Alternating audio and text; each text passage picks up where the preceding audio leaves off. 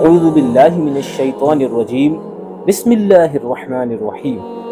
اللہ رب العزت قرآن مجید میں ارشاد فرماتا ہے فویل للمصلین الذین هم عن صلاتهم ساہون۔ ترجمہ کنز ایمان، تو ان نمازیوں کی خرابی ہے جو اپنی نماز سے بھولے بیٹھے ہیں۔ حضرت سیدنا عبداللہ ابن عباس رضی اللہ تعالی عنہ ارشاد فرماتے ہیں جہنم میں ویل نامی خوفناک وادی ہے جس کی گرمی سے خود جہنم بھی پناہ مانگتا ہے، اور یہ اس شخص کا ٹھکانہ ہے جو نماز کو وقت گزار کر پڑھتا ہے۔ تو ناظرین ذرا غور کیجئے کہ جو نماز کو وقت گزار کر کے یعنی جان بوجھ کر کے قضا کر کے پڑھتا ہے، اس کے لیے جہنم کی اتنی خوفناک ویل نامی وادی ہے کہ جس کی گرمی سے جہنم خود پناہ مانگ رہا ہے۔ تو غور کرے وہ لوگ جو سرے سے نماز ہی نہیں پڑھتے ہیں اور ان کو اس بات کی کوئی فکر نہیں۔ آئیے جانتے ہیں کہ بے نمازی کو کس طرح کی سزائیں ملیں گی۔ بے نمازی کے لیے 15 قسم کی سزائیں ہیں۔ آئیے ان سزاؤں کے بارے میں سنتے ہیں اور عبرت حاصل کرتے ہیں۔ اللہ کے نبی صلی اللہ تعالی علیہ وآلہ وسلم کا فرمان عبرت نشان ہے جو نماز کے معاملے میں سستی کرے گا اللہ عز و جل اسے 15 سزائیں دے گا۔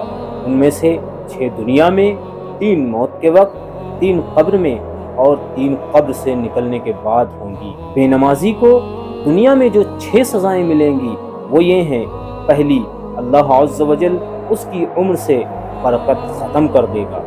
دوسری، اللہ عز و جل اس کے چہرے سے نیک لوگوں کی علامت کو مٹا دے گا۔ تیسری، اللہ عز و جل اس کے کسی عمل پر اجر و ثواب نہ دے گا۔ چوتھی، اس کی کوئی دعا اللہ تعالی آسمان تک بلند نہ ہونے دے گا۔ پانچویں، دنیا میں مخلوق اس سے نفرت کرے گی۔ اور چھٹی، نیک لوگوں کی دعا میں اس کا کوئی حصہ نہ ہوگا۔ اس کے بعد جب بے نمازی کی موت کا وقت آئے گا تو اسے 3 سزائیں پھر دی جائیں گی۔ پہلی، وہ ذلیل ہو کر مرے گا۔ دوسری، بھوکا مرے گا۔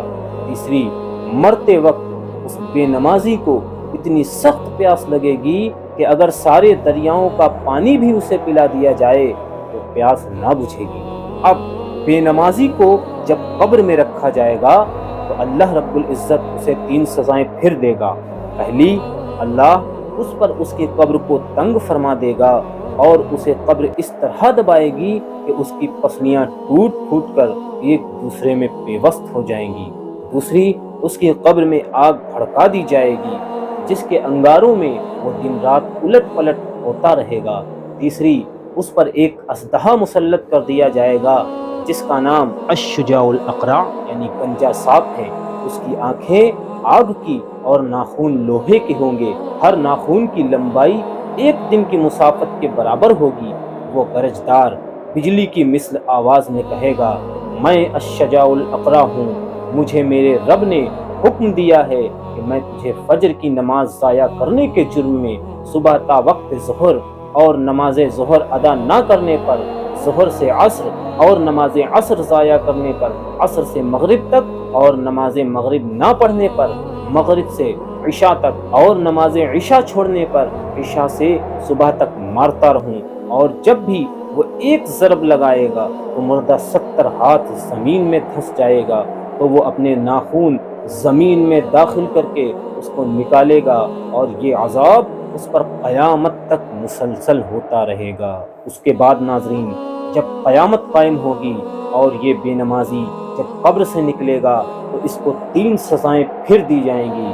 پہلی، اللہ عز و جل اس پر ایک فرشتہ مسلط کر دے گا جو اسے منہ کے بل گھسیٹتے ہوئے جہنم کی طرف لے جائے گا۔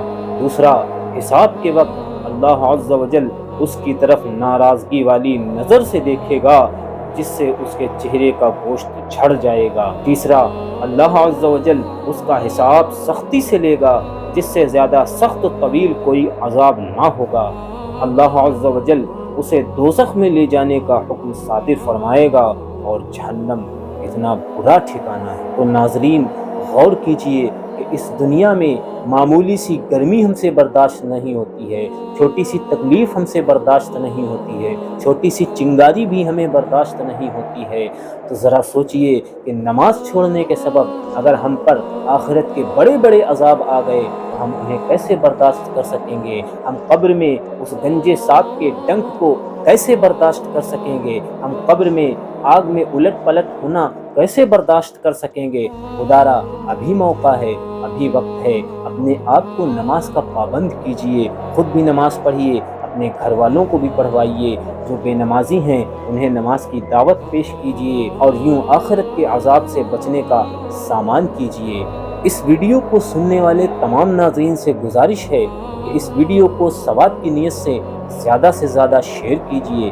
کیا عجب، آپ کے ایک شیئر سے کون سا بے نمازی توبہ کر لے اور نمازوں کا پابند بن جائے اور یہ آپ کے لیے ثواب جاریہ کا ذریعہ بن جائے۔ اللہ تعالیٰ سے دعا ہے کہ اللہ تعالیٰ ہم سب کو نمازوں کی پابندی اخلاص کے ساتھ کرنے کی توفیق عطا فرمائے، آمین، بجاہ النبی الامین صلی اللہ تعالیٰ علیہ وآلہ وسلم۔